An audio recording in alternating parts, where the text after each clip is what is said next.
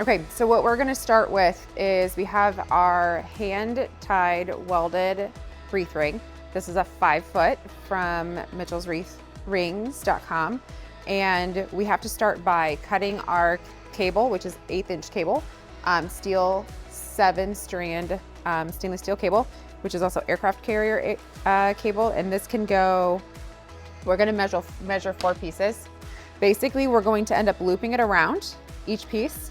We're gonna end up crimping it on ourselves, making a dual loop, one at the very bottom here, which is its hanging point, and one in the center that it's its hanging point. So these 4 pieces need to be 100% the exact same length, and we need to make sure that when we crimp them with these little baby crimpers, that we're crimping the same amount of length on the wire, because this is how you're going to make sure that your ring or your structure hangs evenly. So we have more of our cable here. We'll have a link in our Amazon cart of where we buy this. And so basically what we're gonna do is, you want it longer than the whole centerpiece, because obviously we're gonna crimp it down. So we need to leave length in the middle to have a hang point, as well as to be able to crimp. So we have our 4 wires here. These are all the same size.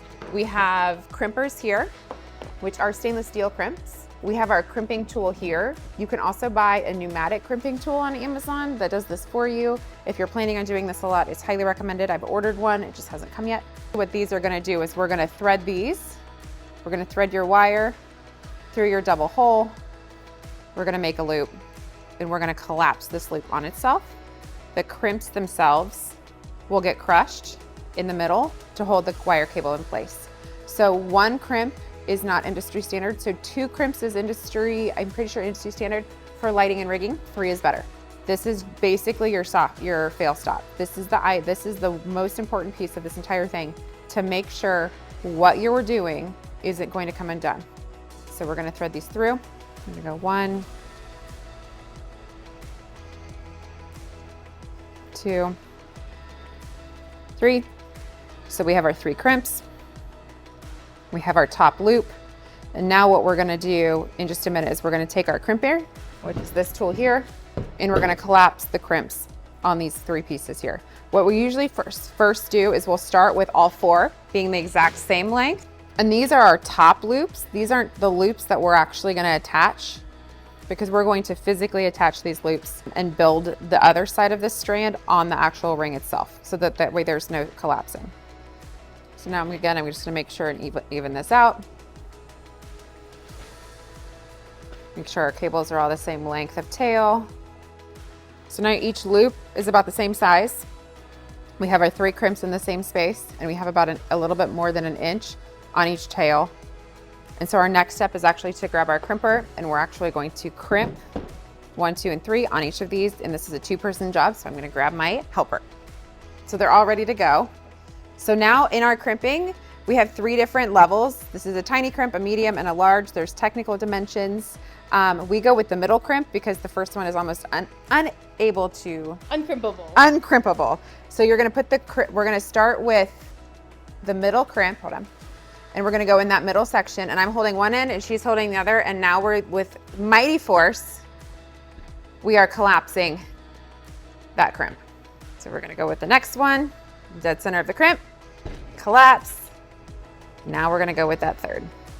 And these are your fail safes, these are your stops. So this is actually what's gonna keep this cord from coming undone and dropping anything or falling from your point. Okay, so what we are now, so these are our center loops. And so now what we're going to do is we're going to attach the same thing, and we're gonna do this here, and then we're gonna crimp it on our actual ring, so that these are 1 piece now with our ring. So we're gonna thread our 3 on, we're gonna loop it around, and we are now gonna make our loops. You could always use a locking carabiner, which is what we have here. They come in a bunch of different sizes. That's a very large one. So if you're really worried about weight, you could do that at the top. But a regular carabiner, even if it says to withstand, 1,000 pounds or something like that, really it needs to be locking. So then that way there isn't a break point. This one says that it's break point. Let's see here. To read it, it says a safe working load of 3,300 pounds. So obviously this is way larger than we would need it to be, but its actual breaking point is anywhere from 2 to 4 times that much weight. So you always know that you've got all of that weight behind you too. So now we're gonna go we need to go north, south, east, and west with our pieces. So again, I'm gonna double check once I have them all done that they're all the same size little piece here. With the welded hand-tied rings, you can make sure that you're in the right spot because you can count the pieces. It's easier to thread it through with longer wire and then to bring it down later than it is to do with a shorter wire and trying to keep it where it needs to be. So we have 4 pieces and we're gonna crimp all 3 crimps on each one.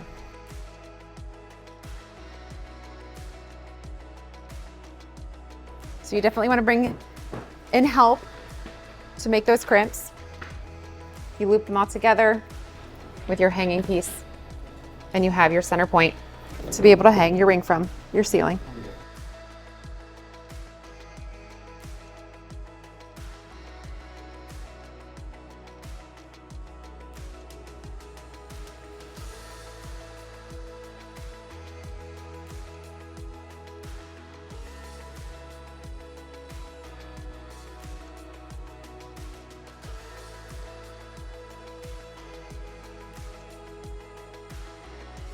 So the next thing I'm gonna do is I'm going to just cage with floral chicken wire and make just something to insert our stems into. These are pieces that we've saved from other jobs, so we're basically able to recycle them and reuse them. You can of course use a brand new piece in one whole piece, latching itself on, and every once in a while, probably in the middle of each, I'll add a zip tie just to secure. The next thing that we're gonna do is we're actually just gonna trim our zip ties. If you've never been taught properly how to cut a zip tie, you want to cut it at least a ½ inch from its actual connector. If you cut it too close to its connector, then you lose its tensile strength. Small details. Okay, so we have 9 different types of greenery here, and we're gonna start with Southern Smilax. This is a whole case that we have. I don't think that we're gonna use that much. We're probably only gonna use half of it. We're gonna start with this because you can get a lot of coverage without a lot of product. And then this also gives us our draping and kind of like our whimsicalness. The great thing about the chicken wire is that we don't really have to zip tie a ton to it. We're gonna be able to just stick our main pieces in through and wrap it around. So I'm gonna take these ends of the Smilax and I'm just gonna thread them through the chicken wire. And that's just gonna anchor those points in. And it's really gonna start to create its own form and its own shape because it's gonna grab a hold of that greenery.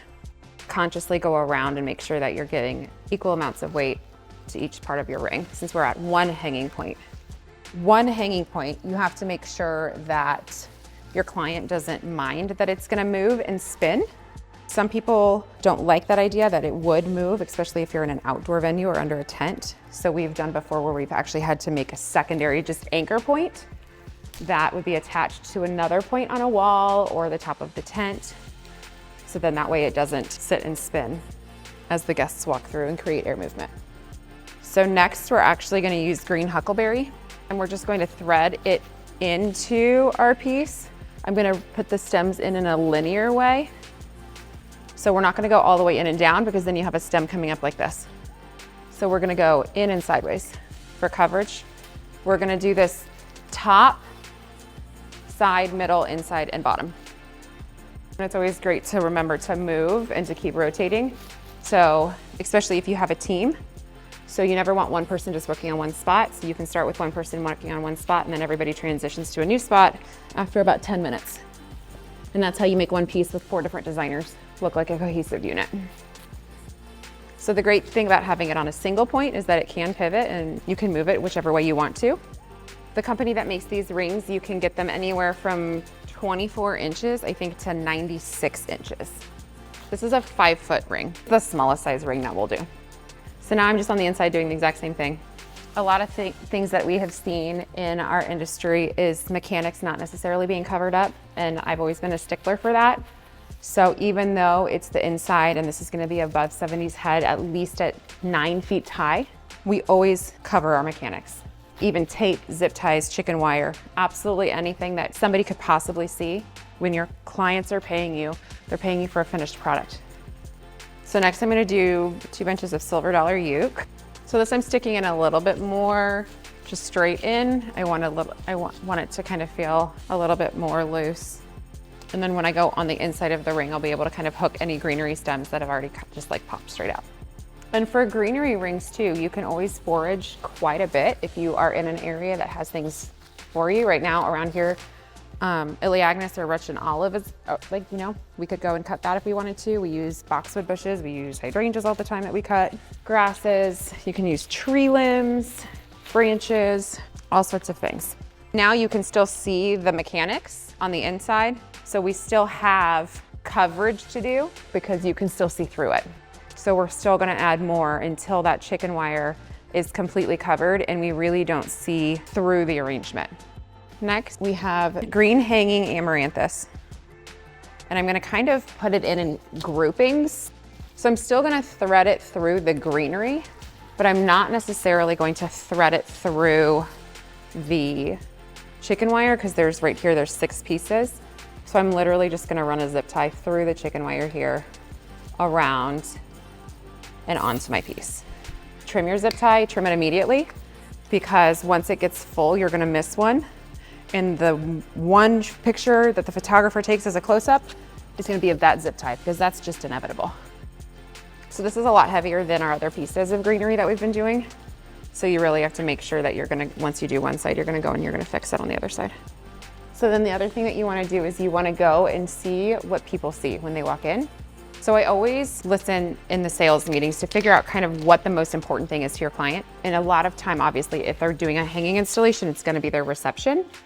So then my clients all know that I'm gonna do a room reveal with them and they're expecting that now. And with that being said, I'll tell them, okay, I'm gonna orient all of your decor towards your guest entrance, which is most common anyways, but all the creases and the tablecloths should run the same way. All of your chairs should be, everything should be thought, all of the table numbers, your place cards, everything should be oriented towards when the guests are walking in, what that first experience is, because that's what they're paying you for. They're spending that type of money on their flowers. They want people to tell them, oh my gosh, this is the prettiest wedding I've ever seen. They're expecting that moment. So this is asparagus fern, and it's my least favorite because it sheds. So I wouldn't use asparagus fern in a tent in August at 95 degrees because it's going to shed everywhere and make your life difficult. But for an indoor ceremony in a venue like this is absolutely perfect to give you some whimsical movement and a different color. Okay, so next I'm gonna add some blue eucalyptus just to give it some asymmetrical kind of shooting out the top. Not a ton because it is a heavy scent, but some little pieces are good for some good coverage too. But I like the idea of having some kind of shooting out, and it's really got a sturdy stem, so it can kind of really withstand, we can wing it out a little bit.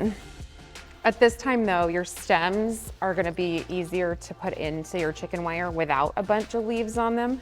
We're kind of just now running out of that open space. I'm not necessarily gonna strip the stems, but I'm just gonna make sure that there's no additional branches on that stem. So again, this is kind of heavy. So now looking at it where it needs to be weighted as well as where I wanna place it. So now most of our mechanics are covered. So I'm gonna take a bunch of variegated pit and I'm just gonna thread it in anywhere that you see any mechanics. So anywhere chicken wire, anywhere you've got a zip tie.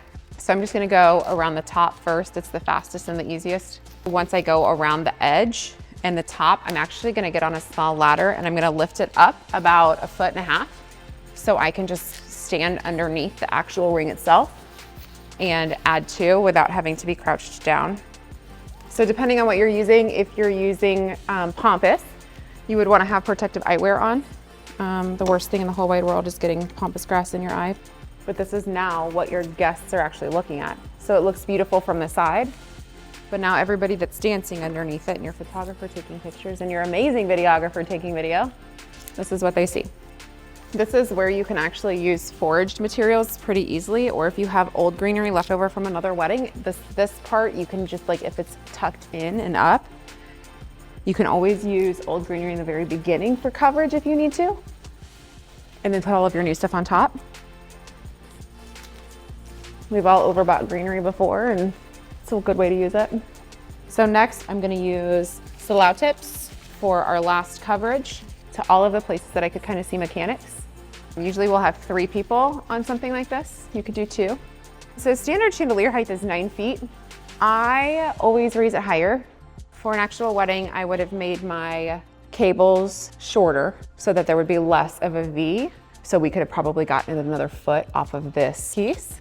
Now I'm going to just take this extra cable. I'm just gonna wrap it around one of the cables that are here, and then I'm just gonna hide it inside the floral arrangement, because you're gonna need this cable to drop it back down when you push the release on your gripple. So your grip lock cable gripple has locking mechanisms inside.